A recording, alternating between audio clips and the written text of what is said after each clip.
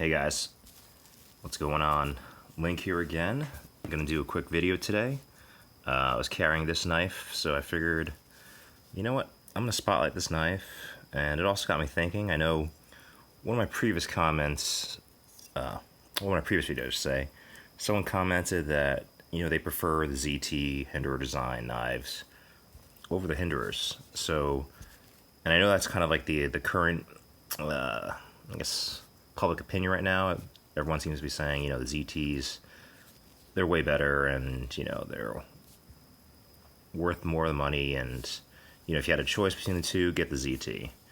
I like being the court of opposite of the public opinion, so I'm actually gonna say I prefer the Hinderers, and here's why. Well, just keep in mind when these first came out, much different landscape. There weren't quite as many Hinderers out. If they were, the price was up on the secondary market, and really getting anything from Hinderer is so tough. I mean, getting these pieces of hardware, the bronze screws, was even hard. As soon as they would drop, within seconds, I mean literally seconds, they'd be gone. Now it's a little bit easier to get them now, and with Hinderer and their new factory, they're just killing it. They're dropping really cool things. I was able to get, obviously, the smooth carbon fiber scale, which I love on this knife. So yeah, you're able to really accessorize it, make it your own, and I'm loving it. I think it's a great time to own a Hinderer. Great time to be in the knife market. But when this first came out, it was so hard to get these blue anodized screws. Same thing with even the clips and the standoffs. And also, if you remember, when these first came out, it was really hard to get a titanium scale. This is a working finish titanium scale, so this was a huge surprise to get this, and you got this in CTS 204P, which is M390 equivalent seal, I guess, on paper. So yeah, this was a big deal, and when these came out, I think they were what, $375, $380, right around that mark, so a little under $400. So you got CTS 204P steel, all this anodized titanium hardware, and a titanium scale under $400. Great deal. Some of the other features of this was that it was a grind exclusive for ZT. So this is based off of a Hinderer clips model, which I've never had. Maybe one day I'll get one, but for right now, I'll get to that later. Right now I'm really liking the ZT, mainly because of this really cool harpoon, and also this. So the Eclipse is a Tonto, and this is, what is this, a spear point harpoon? I don't even know what to call this, but anyways, it's just a really serviceable, easy to use, easy to sharpen blade grind. A bit more conventional rather than the Tonto. Tontos, I always find you have to, I guess, kind of remember where the edges are. This one is just really straightforward. So I just love the blade grind. I actually prefer this over the Hinderer's Eclipse, but Hinderer's Eclipse are really cool, though. Love that Tonto. It's one of the most aggressive Tontos on the market. So you got the ZT exclusive grind. You also got, you're not going to be able to see this. Maybe you can, but you see the little extra step here? That is a steel lock bar insert, which also acts as an overstop travel. So there's a piece right here which is preventing it from going this way. But also, if you know Hinderers, they also, I think, were the first knife to do this, but yeah, definitely the Hinderer lock bar stabilizer, which is right here underneath the pocket clip. So that was really the first way to make sure that you didn't get any over travel on the lock bar. And of course, I'm obviously not going to take out this knife apart, but you got bearings. So big bearings, washers debate. Which do you prefer? And also, of course, this had a harder detent, so all you had to do is light switch it back, and it flies out. Light switch it back, it flies out. Which you can't do in Hinderer. Or maybe you can if you know how to do it. So yeah, so on paper, people were like, you know, full titanium, which I actually do like. Does feel good in my hand. Bearings, steel lock bar insert. This is better than this. That way.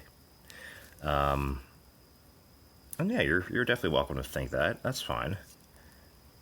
But I gotta tell you, like, one of the things that really, very, very minor criticism about this knife is I hate, minor criticism, and I say hate, I severely dislike this part of it. This is like a domed blade stop that is impossible to get.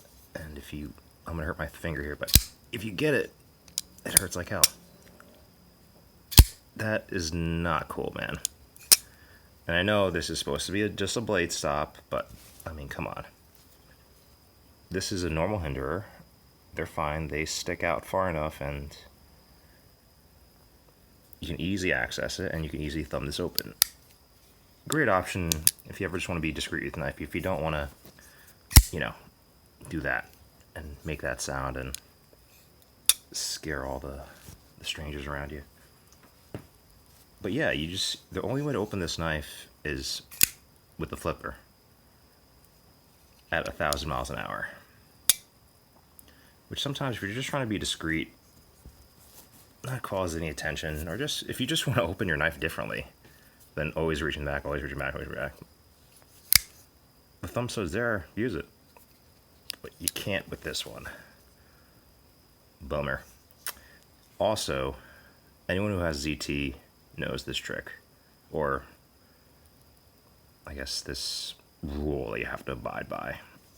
These fingers, where do they go? On the pocket clip, right? If they're here, you're going to put the slightest bit of pressure on the lock bar, and this will not open.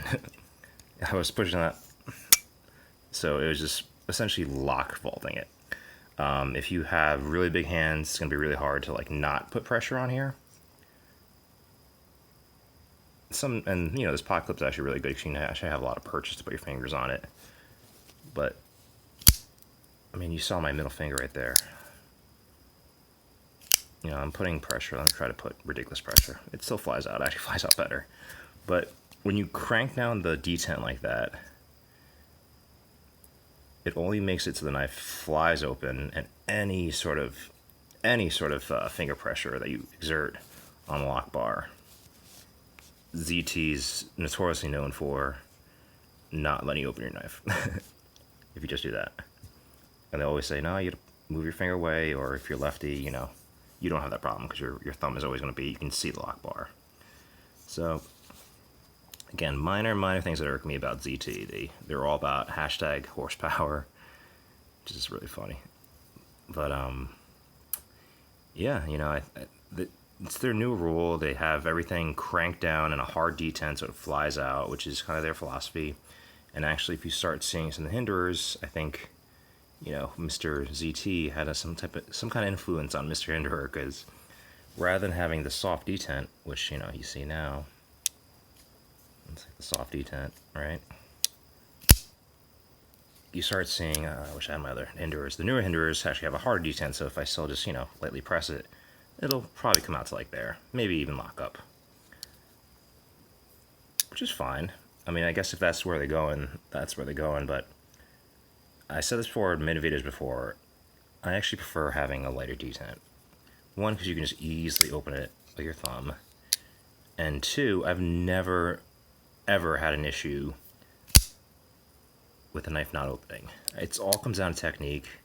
If I try, of course I can make it not open, but if you see how I just went that far kind of in, it's all in technique. Once you figure out the technique, this will fly open every time. You don't need a super hard detent. Excuse me. So that's kind of where I stand. For me, it's more in the action, and I mean, there's no way to show this on video, but I mean, this is super smooth on washers. You don't need the. This is super smooth as well. I'm not gonna lie, but like it's like marginal. And I actually like the feeling you get with washers as opposed to bearings. It just kind of slides in, as opposed to some ZTs you see that just fall shut. So yeah, that's really quick video. Hopefully you guys enjoyed that.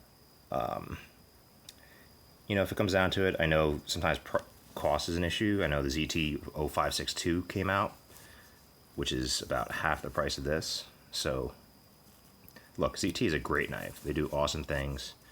But if, I had my choice, and I do have my choice because I have the two of these, I've been carrying this more. For the reasons I mentioned before, and also, there's something just about a Hinderer.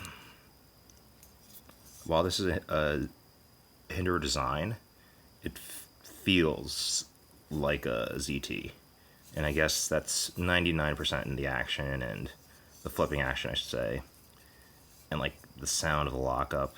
I think if you had a titanium Eclipse,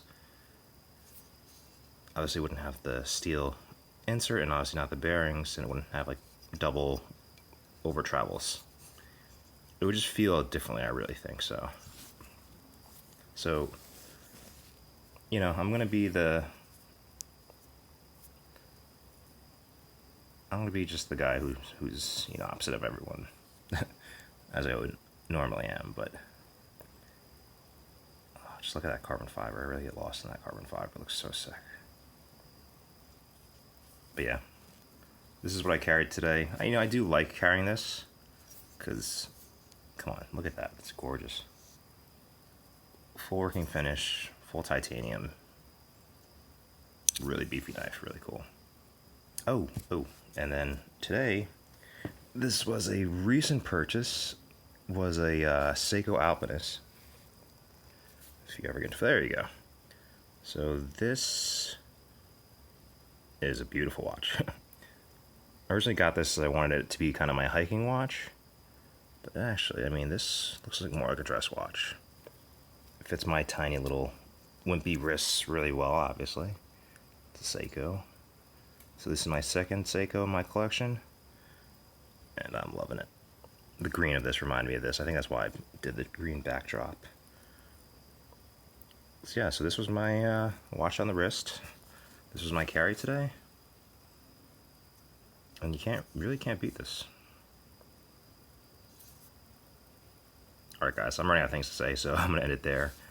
Stay tuned for the next video. I may do a quick non-Hinderer video, which will be different from my usual run of videos, so stay tuned. Alright guys, take care.